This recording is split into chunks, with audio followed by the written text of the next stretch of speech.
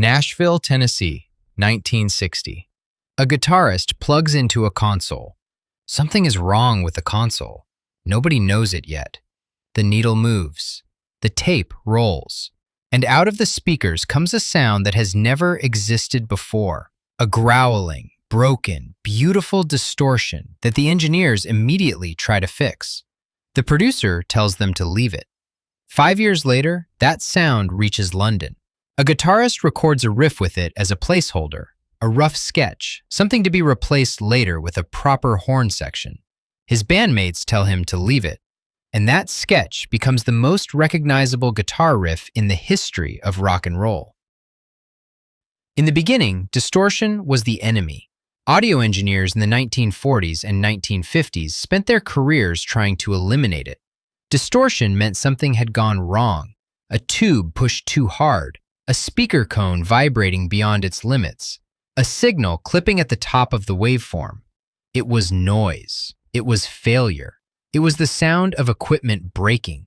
The entire engineering philosophy of early recorded music was built around one goal: capture the sound as cleanly as possible, remove the artifacts, eliminate the impurities, give the listener something pure. But the musicians had other ideas. Blues guitarists in the American South had been discovering, accidentally and deliberately, that pushing their small amplifiers to their limits produced something that clean sound never could: a rawness, an aggression, a physical presence that felt alive in a way that pristine recordings did not.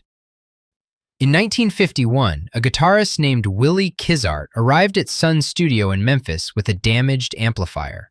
Something had happened in transport. It had been dropped or left in the rain, or both, depending on who tells the story. The speaker cone was torn. The amp buzzed and growled and distorted everything that went through it. The producer, a young man named Sam Phillips, listened. And instead of sending Kizart to find a different amplifier, he said, "Leave it." The song was Rocket 88. Many consider it the first rock and roll record. The distorted guitar on it, the accident, the broken amplifier, the sound that wasn't supposed to be there, is the first time that particular texture appears on a commercially released recording. The problem was reproducibility. Making that sound once, by accident, was one thing. Building it into a box and selling it was another entirely. That took another 9 years, and another accident. Bradley Film and Recording Studios, Nashville, 1960. The studio had just received a new, custom-built mixing console, a Langevin 116, state-of-the-art, the kind of equipment that recording engineers dreamed about. What nobody knew was that while Langevin was relocating to the West Coast, 35 of the output transformers in the console had been wound by a different manufacturer, a substitution, a shortcut, a small difference that should have been invisible. It was not invisible. When session guitarist Grady Martin plugged his bass into the console that afternoon, bypassing his amplifier, running the signal directly into the desk, something happened. The faulty transformer distorted the signal, visibly, irreversibly, in a way that filled the room. The bass came out of the speakers sounding like nothing anyone in that room had heard before. The engineer, Glenn Snoddy, immediately began troubleshooting. This was wrong. This needed to be fixed.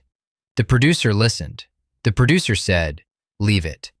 Marty Robbins' "Don't Worry" was released with that distorted bass line intact. It went to #1 on the country charts. And the sound, the broken, buzzing, unmistakable sound of a signal distorted by 35 faulty transformers, started spreading. Glenn Snoddy understood what had happened better than anyone. He had watched a defective piece of equipment produce something that nobody had been able to build on purpose. And he thought, what if I could build it on purpose? He went home and started working. Within months, Snoddy had built a box that could reproduce the sound of those faulty transformers, consistently, reliably, without needing a broken console. He called it a fuzz box.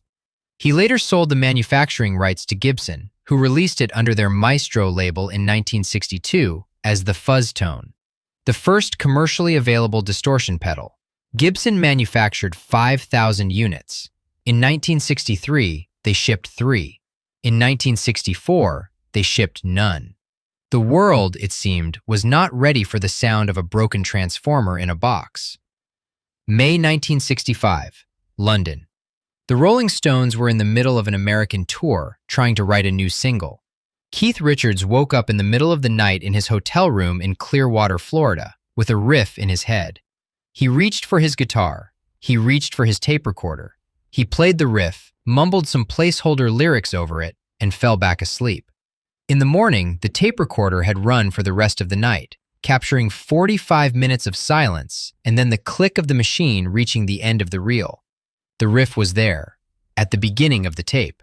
When the Stones went into RCA Studios in Hollywood to record, Richards played the riff through a Gibson Maestro Fuzz-Tone, one of the unsold units that had been sitting in warehouses for 3 years, waiting.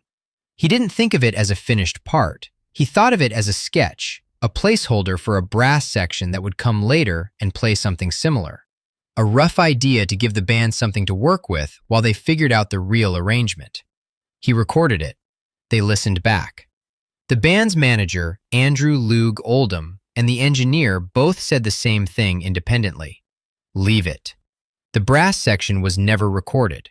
I Can't Get No Satisfaction was released on June 6, 1965. Within weeks, the Gibson Maestro Fuzz-Tone was sold out everywhere. Within months, every guitar player in the world wanted one. Within years, distortion, the thing that engineers had spent 2 decades trying to eliminate, had become the defining sound of rock music. The sound that Glenn Snoddy built in his garage from the ruins of a broken transformer became the foundation of an entire sonic vocabulary. From the Fuzz-Tone, the technology branched. The Arbiter fuzz face, the pedal that Jimi Hendrix used to redefine what a guitar could sound like. The Electro-Harmonix Big Muff, the sound of a generation of rock and roll. The Marshall amplifier, pushed into natural overdrive by the volume demands of stadiums and concert halls. The distortion pedal, in 1,000 forms, in the hands of 1,000 guitarists. Heavy metal, grunge, punk, alternative. Any guitar music built on aggression or weight carries that lineage forward. All of it traces back to a faulty transformer in a Nashville console. To a producer who said, leave it. To an engineer who went home and built a box. And to a guitarist who recorded a riff as a placeholder and couldn't be bothered to replace it. There is a pattern in the history of recorded sound that keeps appearing. The engineers try to eliminate the impurity. The musicians decide the impurity is the point. Distortion was the sound of failure. Equipment pushed past what it was designed to handle. Tubes clipping, transformers wound by the wrong hands. And every time someone heard it, in a Memphis studio in 1951, in a Nashville control room in 1960, in an LA studio in 1965, someone said the same thing. Leave it. Glenn Snoddy didn't fix the console. He built the flaw into a box and sold it. Sam Phillips didn't send Kizart for a new amp. He recorded the damage. Keith Richards didn't record the brass section. He left the sketch. The sound of rock and roll is the sound of people deciding that the mistake was better than the plan.